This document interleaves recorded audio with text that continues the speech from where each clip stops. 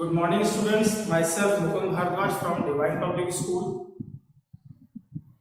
आज के वीडियो में क्लास 6 के लिए जो चैप्टर हमने शुरू किया था रूरल एडमिनिस्ट्रेशन, उसका आज मैं लास्ट वीडियो आपके सामने लेके पेश हुआ हूँ, जिसमें हम आज पढ़ेंगे हिंदू सक्सेशन अमेंडमेंट एक्ट। अब ये सबसे पहले तो इनके शब्दों को समझिएगा। हिंदू सक्सेशन अमेंडमेंट एक्ट का मतलब क्या होता है? एक वर्ड यहाँ पे यूज किया गया है अमेंडमेंट। अमेंडमेंट का मतलब होता है बदलाव या सुधार। सक्सेशन जो वर्ड यूज किया गया इसका मतलब होता है उत्तराधिकार। उत्तराधिकार समझते हैं? जैसे पिता की प्रॉपर्टी पे पिता के पश्चात उनके पुत्रों का अधिकार हो जाता है, इसी को उत्तराधिकार कहा जाता है। या जैसे पहले एक प्रथा होती थी ना, राजा होता था, राजा के मरने के पश्चात या कभी कभी उसके जीते जी भी बाय डिफॉल्ट जो उसका सबसे बड़ा पुत्र होता था वो उसका उत्तराधिकारी सक्सेसर कहलाता था, जो राजा के पश्चात बाकी आगे जो शासन व्यवस्था का काम संभालने का काम खुद ब खुद उसे मिल जाया करता था। तो मैं उम्मीद करता हूँ सक्सेशन शब्द आपको समझ में आ गया होगा। उत्तराधिकार और अमेंडमेंट का मतलब सुधार। तो आज हम बात करने वाले हैं रूरल एडमिनिस्ट्रेशन के चैप्टर के लास्ट टॉपिक में हम पढ़ने वाले हैं हिंदू सक्सेशन अमेंडमेंट एक्ट। अभी तक इस चैप्टर में हमने एडमिनिस्ट्रेटिव व्यवस्था को समझा था, पढ़ा था, समझने का प्रयास किया था, जिसमें हमने एडमिनिस्ट्रेटिव बॉडी के तौर पे हमने डिस्ट्रिक्ट मजिस्ट्रेट को डिटेल में पढ़ा, हमने तहसीलदार को डिटेल में पढ़ा, हमने पटवारी को डिटेल में पढ़ा, साथ ही साथ हमने इन सबके फंक्शंस भी देखे, हमने इनकी कार्य प्रणालियाँ देखी, हमने इनका एक एडमिनिस्ट्रेटिव हिरार्की देखा कि किस तरीके से कौन किसको रिपोर्ट करता है और किस तरीके से जो हमारा एडमिनिस्ट्रेटिव सिस्टम है वो काम करता है।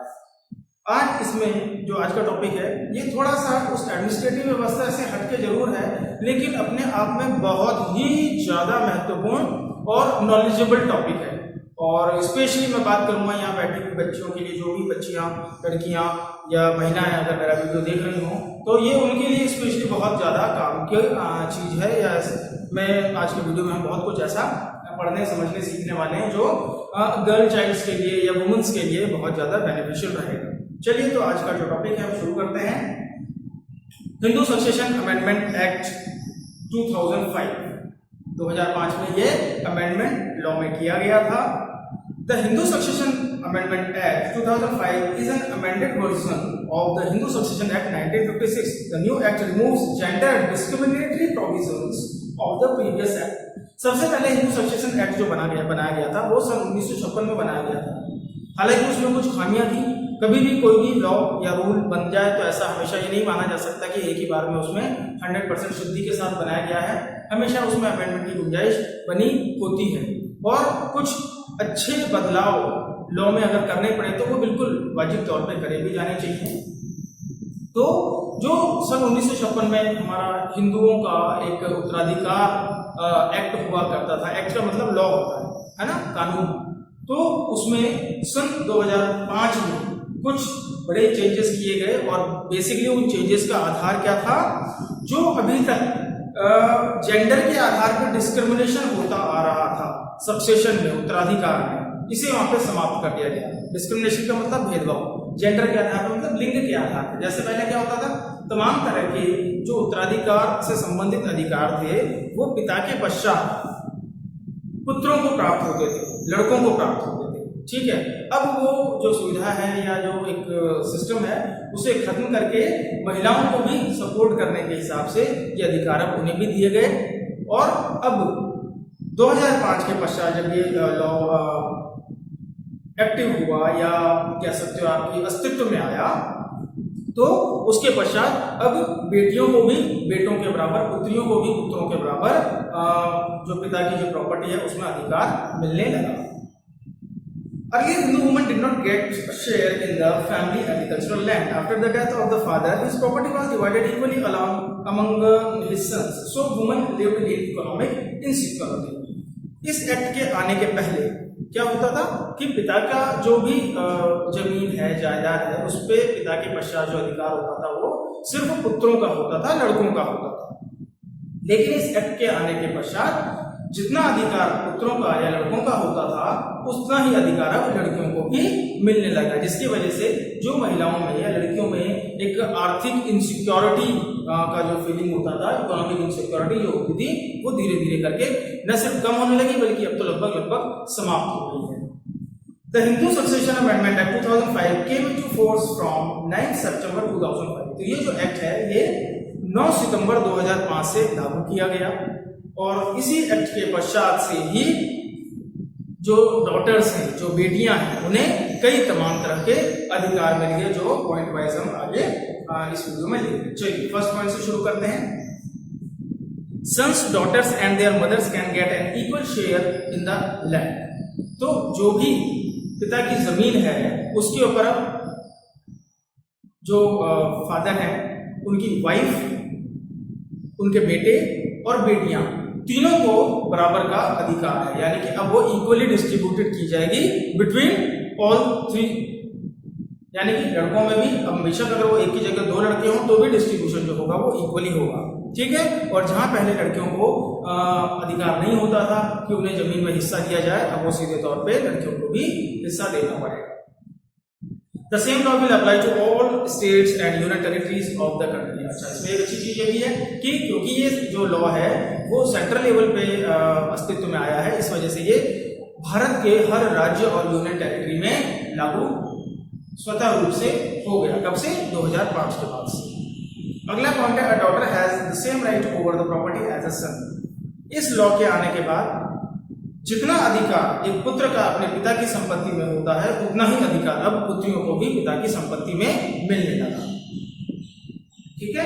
Now third point, this act includes daughter as joint owner in the joint family property with same birth right as son as sons to share to claim partition and share the liabilities. अब जैसा कि पहले सिर्फ पुत्रों के पास अधिकार होता था जन्म से ही कि वो अपने पिता के उत्तराधिकारी कहलाते थे, वही सेम प्रोसीजर जो है अब बेटियों के लिए भी होने लगा, जहां पे कि बेटियों को भी वो तमाम अधिकार समान रूप से जन्म के साथ ही मिलने लगे। जो पहले सिर्फ पुत्रों को प्राप्त होते थे वो तमाम अब बेटियों को भी मिलने लगे, चाहे फिर वो उनकी संपत्ति में शेयर्स हो अर्थात उनका हिस्सा हो या संपत्ति से रिलेटेड कुछ लायबिलिटीज भी अगर हो तो उसमें भी जो पुत्रियां हैं उनका हिस्सा होने लगा। आगे बात करेंगे डॉटर्स, बेटियों की बात चल रही है, चाहे वो शादीशुदा हो या ना हो, दोनों ही केस में will have the same rights as sons to decide in और seek partition of the family house. तो अगर पिता की संपत्ति का एक हिस्सा उनका पैतृक मकान भी है तो उसमें भी बेटी चाहे उसकी शादी हुई हो ना या ना हुई हो, मकान में भी अगर वो चाहे तो अपना हिस्सा अपना शेयर क्लेम कर सकती है और उसके भाइयों को वो प्यार से दे दें तो ठीक है, वरना कानूनन देने के लिए बाध्य उनको होना पड़ेगा। आगे, widows can claim and inherit the deceased property even if they have remarried. वो महिलाएं जो विधवा हैं, जिनके हस्बैंड एक्सपायर हो चुके हैं, तो उनका भी बेशक उन्होंने रीमैरिज कर लिया हो, पुनर्विवाह कर लिया हो, उसके बावजूद भी अगर उनके पहले पति की कुछ प्रॉपर्टी है तो इसमें अब उस विधवा महिला का भी अधिकार सुनिश्चित किया गया है सरकार की तरफ से। अर्थात कि बेशक उन्होंने रीमैरिज कर लिया, अपना घर बसा लिया, दोबारा से शादी कर ली, लेकिन उसके बावजूद भी जो उनके पहले पति हैं उनकी प्रॉपर्टी पे भी उनका समान अधिकार रहेगा। ये अपने आप में बड़ी बात है। और ना मैरिज की हो तो उसमें तो ऑब्वियसली आप भी समझ पा रहे होंगे कि इकोनॉमिकल कंडीशन या इकोनॉमिक क्राइसिस में रहेगी वो महिला, परंतु रीमैरिज करने के पश्चात भी उसको यह अधिकार प्राप्त है कि वो अपने जो पूर्व के जो पति हैं उनकी संपत्ति में अपना हिस्सा ले सकती है। तो a large number of women in India benefit under the new law in the following veg. तो इस बहाने जो नया जो लॉ आया इसके माध्यम से इस बहाने बहुत लाखों करोड़ों महिलाओं को हमारे देश भर में काफी लाभ हुआ और उनकी जो स्थिति है, आर्थिक स्थिति है, वो मजबूत हुई। किस तरीके से हुई, इन्हें भी हम चंद पॉइंट के माध्यम से समझने का प्रयास करते हैं। This act empowers woman, it increases women's livelihood option.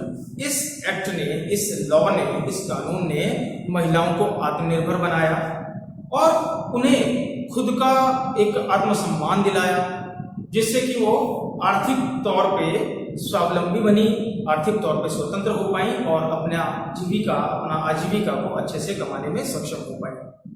Second point है यहाँ पे, it increases prospects of female child survival. In other words it will control female fertility.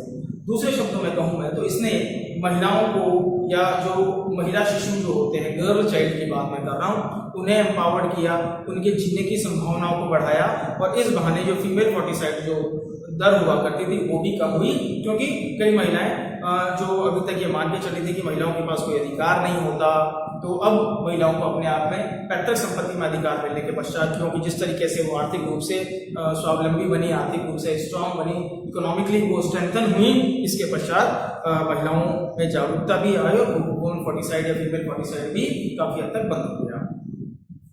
Next है, इट रिड्यूसेस डोमेस्टिक वायलेंस।